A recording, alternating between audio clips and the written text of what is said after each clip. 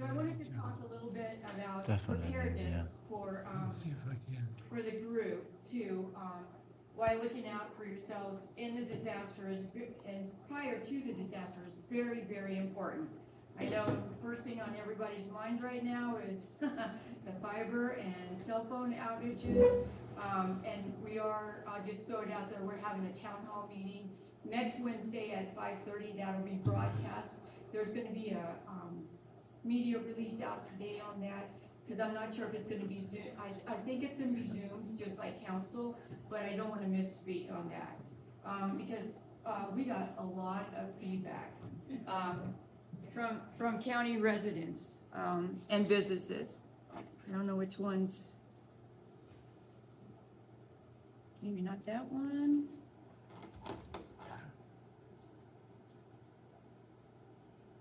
I don't know if there's a clicker. Do you know if there's a mouse? No, but, we're Oh. just in there. Coast Guard version. Oh, You can use the Air red. Force. Say next. Just say next, please. Next slide. So my personal, a little bit of, you know how diverse our geographical makeup is, New Mexico. And we've got the geography, we've got climate change, or, you know, historical cycles, whatever you want to call it. We're seeing it drier, hotter, windier. And then there was just a briefing this morning about the eastern part of the state with all the grasslands. They're already predicting a very bad wildfire season. And that's what we're seeing for Los Alamos County also. But preparedness at the individual and community levels is essential to reducing the impact of these events. We know fire danger is number one for us, and ensuring rapid recovery. It's gonna take this whole town to be able to recover from another event, right? We don't wanna see another Cerro Grande or Cerro Pilado, God forbid, it crosses over and hits us. We've got lots of debris down still. I was driving through the back way through the Hemis, coming back up to Los Alamos on Friday, and you know, just all that down timber, that's, you know, those are matchsticks. So it's very concerning. So New Mexico is among the top states at risk for wildfires. We know about, you know, Cap Canyon, Hermit's Peak also, and they say it's gonna take at least 5 more years for those individuals to recover. And we're already in since what, 2022. So we're 3 years into that, and they're saying it's gonna be another 5 years. Drought, we've seen that, flash flooding, and we're seeing more of that with the burn scars as the water comes down, thankfully, or, you know, it is a plus for Los Alamos County that we're on top of the mesas, so everything goes down.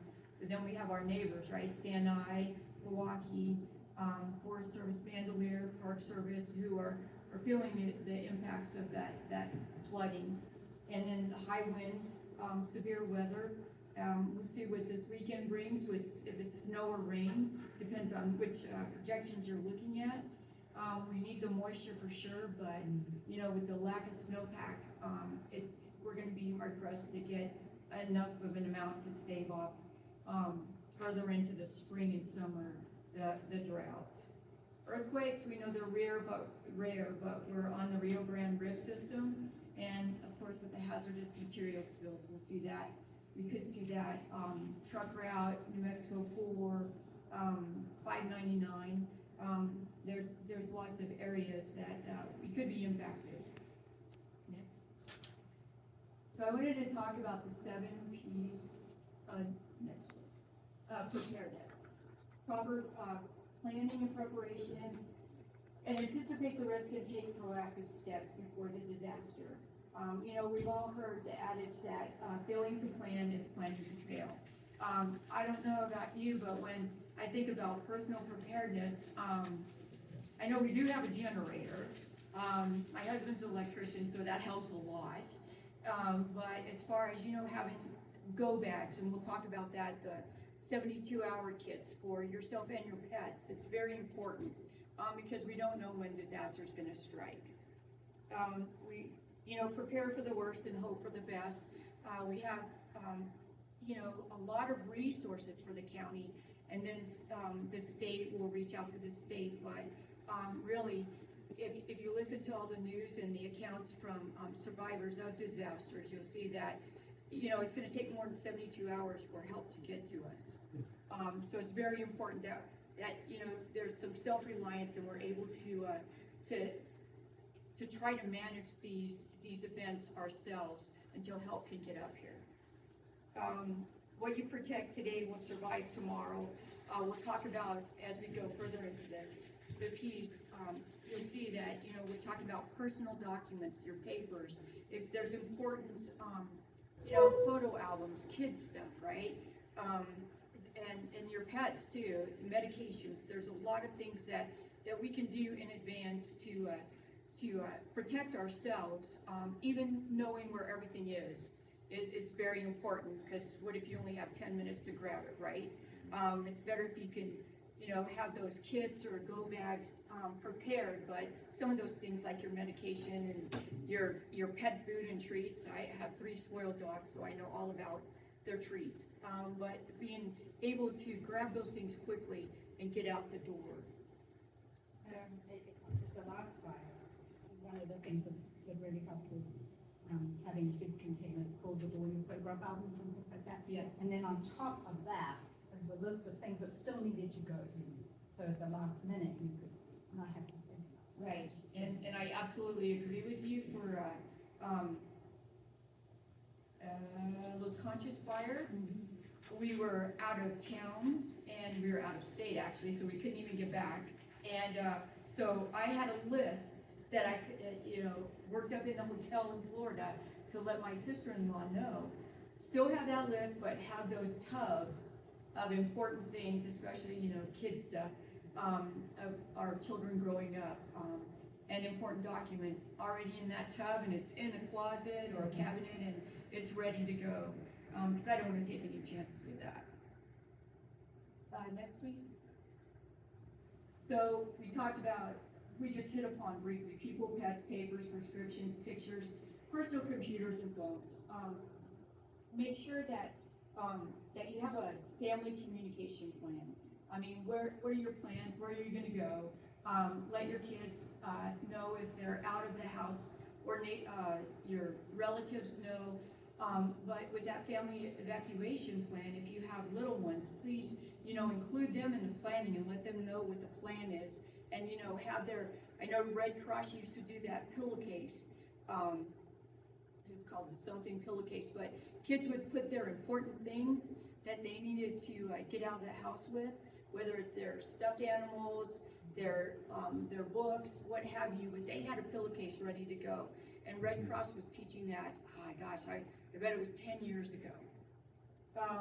Your pet emergency kit, leashes, collars, ID tags. I know some of the shelters are, some of them have, that I read about, wanted the shot records. I don't know about you guys, but I don't have shot records on hand. I have that tag right on their collar that lets them know that they've got their vaccinations, but that's important too. Carry your crate for transport, especially if you're going to a Red Cross shelter, or at Milwaukee Gym, or if we do Cities of Gold, or wherever it may be. We work with our animal control, and then also surrounding communities. Rio Rancho and Bernalillo have really good pet sheltering equipment and trained individuals that we ask to assist us if we have to set up at a shelter, because those pets are going to be outside. So I know, like most of you, I want my pet with me, so I'm going to look for that avenue where I can get a hotel room that allows my animals. Buffalo Thunder has been amazing for any of the potential evacuations that we've had to plan in the past, working with them where they do a discounted rate and your pets can go to. So that's one of the outside agencies that I rely on heavily if there's any events happening.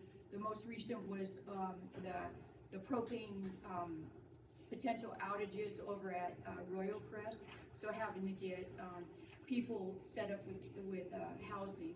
So while the potential was that they'd be out of the heating in the middle of winter, so Thankfully, we only had to relocate a couple of individuals, and the rest were just fine. Your important documents, which includes your driver's license, your passports, your birth certificates, medical and insurance records, property deeds, rental agreements, vehicle titles, and your financial documents. It's really good to have in, a folder or any kind of envelope so that you could just grab those and go if they're not already in that your bin to go. Prescriptions, at least a 7-day supply. I know, not bashing anyone, but it's hard to get refilled prescriptions up here every once in a while, depending on where you go. So I know one thing that we've done is change to express scripts, not saying people should go and change, but having that 30-day supply or 90-day supply is what we've gone to, is just to be able to have those on hand. And my husband travels a lot, so it's a lot easier than getting last-minute prescriptions. Other essentials, your clothing and footwear are very important. First aid kits, cash. We saw with the fiber and cell outages that ATMs were, some ATMs were down, not all, the majority were. And I heard through the grapevine that that one bank in particular, but I can't even remember which bank, but limiting your withdrawal if you walked into $200. So very important that if you can have a little bit of a stash, that's very good, because I know I went to O'Reilly's to get a hitch lock for our mobile connectivity trailer, and for credit cards they were going back to the manual, filling in that piece of paper, but not all businesses are capable of doing that anymore. And so practice. One good takeaway too is if you look at the FEMA Go sites, FEMAready.gov site, FEMA Go Kids, and you look at those sites, they go practice, right? We all know that. Military especially, right? Practice, and make sure you know where everything is, and you're ready to go at a moment's notice. Thankfully, with our fires in the past, we've used the ready, set, go premise. So we have had a lot of time to be able to prepare for these for the evacuations. But I know I wasn't here during Cerro Grande, but I know that was a quick moving one, and people had to load up and go. So please, every opportunity practice and get that stuff loaded and unloaded. I know it is quite tedious, and those, I don't know about you guys, but my bins are quite heavy. So so I have them in an area where I can, in the garage, just grab them and go. I was going to say that the difference between the first fire and the second fire, getting us off the hill was enormous. Right. It seems like we're so well organized to get us as efficiently off the hill. I was very, very impressed. We've had practice, yes, Yeah. we have, and lessons learned, and so there's takeaway from every single event. And as we talk about fire season, we're seeing more and more, and that these prescribed burns months later are erupting into fires, and that's what we've seen in the last 3. So Ruidoso, Cap Canyon, Hermit's Peak, and then the one in Sandoval County. So and what they've seen is the change in the fire behavior, where the fires are going in the root systems underground. So it's hard to predict, right? And I know that numerous states have actually slowed down, or if not canceled prescribed burns for that very reason, because it is quite concerning that we don't know when this is gonna, when everything comes together just right for that fire to erupt. Next slide. So yeah, I touched on the 72-hour kit. Next slide, please. You can see what FEMA recommends. There's tons more that you can add to this kit, and they recommend having a 2-person. Most of us are with our partners or spouses. Obviously, if you have children at home, you know, you're gonna have more than one kids. But you could take a look at this, and, you know, and takeaways, I know there's lots of engineers and, people are in the know of this, but, you know, just don't look at water gallons. You have your hot water heater tank, you fill up your bathtub, there's lots of, room to prepare for if you need that water. Multi-tube, tools, knives, hygiene, we've added, so, we actually, did get a commercial off the shelf, one for, Cody, Lance and I in emergency management, but we've, like I mentioned, we've shoved more stuff in there. We've got, not a tent, but we do have tarp and the sleeping bag and a warming blanket, cause you don't know what the event's gonna be, so, if you're stuck in your car in the blizzard, not that we're gonna experience that this year, but you know, take a look at other items that you might want in your kit. Next slide. Do you talk at all about having your car ready to go or something? Oh, yeah, so you're filling up with gas, you know, Or having a fit in the boot to fill in the trunk? yes, it's okay, my mom's English, I get boot. And, so, yes, we do, we talk about that too. And, you know, if you're doing driving, a lot of us drive a lot of different places, but just having I don't wanna say survival kit, but basically a survival kit in your truck or car also. It, you know, and having water in there and, you know, some emergency blankets and, you know, car chargers, right? Very important. Besides your, you know, your computers and stuff, make sure you have your chargers for your whatever electronics you may have. But yes, we do, and we're actually, I've worked with our PIO for the county, and we've developed some little magnets. I know a lot of people don't stick those on their fridges anymore, but some people do, and it's just you know, you could throw them in a drawer, do whatever. We'll be distributing those in the next couple of months. But we talk about that, about, you know, filling up your car, having chargers in there, flashlights, you know, a go bag of sorts for that. In the event you get stuck. Next slide. And if I'm talking too fast, slow me down, because I am a fast talker.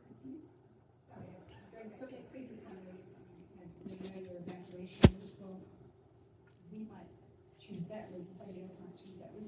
Does the county sort of designate which ones they want you to take? So, yes and no.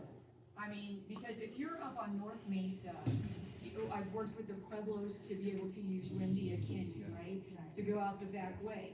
And our roads and traffic and streets, they go out and grade that, all the way to make sure that it's passable.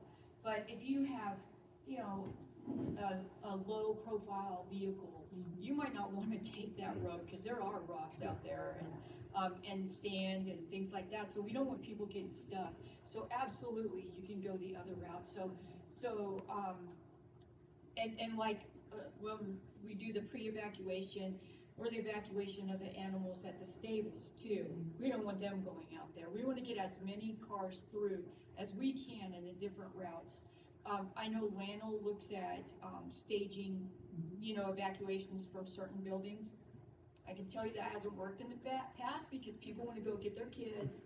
They wanna get off the hill as soon as possible. I mean, I was here, you know, when the space shuttle went down, and I know I was active duty still on a response team, and me trying to get out of this town was horrible because everyone was, you know, getting home, trying to, you know, make their family safe, and I get all that. So they will, the police department will look at, you know, making maybe Main Hill up and truck route down as far as egress. So yeah, so we take all of that in consideration. So, and like we said, every event's different, and if we have tons of time to plan, that's the best scenario for us, to be able to map this out and get people in and out. And then, you know, as we, you know, recover from the incident too, about getting people back into their homes. So we look at all of that. You're welcome. And on that, you say getting people back into their homes. obviously you have some level of interaction with public utilities because yes. you can't put yeah, okay. Yeah, no, So- that's all coordinated, so when we stand up either a virtual emergency operations center or EOC or in person, Los Alamos County doesn't have a dedicated emergency operations center. That's what I've been working on for the past 3 years, to get federal funding for that. But what we found, after COVID, a lot of us learned, there's a lot of work you can do from another location. You don't have to be sitting at your desk. If you are able to sit at your desk, great, but, as we see with, fiber outages, some people did have to, telework, to be able to get, network access and get their jobs done. Because the first outage for Los Alamos County was our payroll Monday. So, people wanna get paid, so we worked through that and that was great. Thank you, since we have a continuity of operations plan. That's been practiced. Just to highlight again, practicing stuff. But yeah, so we work with, there's a seat at the table for all of those individuals. And then, I know with, Sarah Pilato, as we looked at pre-evacuation, of course, transit, I utilize them a lot for, the assisted living to get, those individuals, to Albuquerque or, Santa Fe, depending on where they were going, per the, the location. They were key into, to getting those residents off this hill before we had to do a full evacuation if we went that far. Animals too, so yeah, we work with everyone. They've all got a seat at the table. And of course, our county manager and county council are those policymakers too, that are directing a lot of things that are going on, with the information they get from those department directors. One good thing I'll say about, before the top one, we're hearing a lot about insurance companies and dropping their, the carriers are dropping individuals, it's a huge impact nationwide. Assess your house before you leave, right? Whether that's a video walking through with your cell phone and capturing everything about your house, because we know full well that insurance does not reimburse you, maybe 30%. It's not 100%. So yeah, document as much as you can before an event. Post-disaster, conserve whatever you can. Ration if you think that it's going to be a longer duration event. Maintain hygiene and sanitation to prevent disease. I know everyone's read about the things with the hurricanes and people going back to their homes or not leaving their homes if they don't have mandatory evacuation. It's very important. New Mexico does not have mandatory evacuation. So we'll never issue a mandatory evacuation.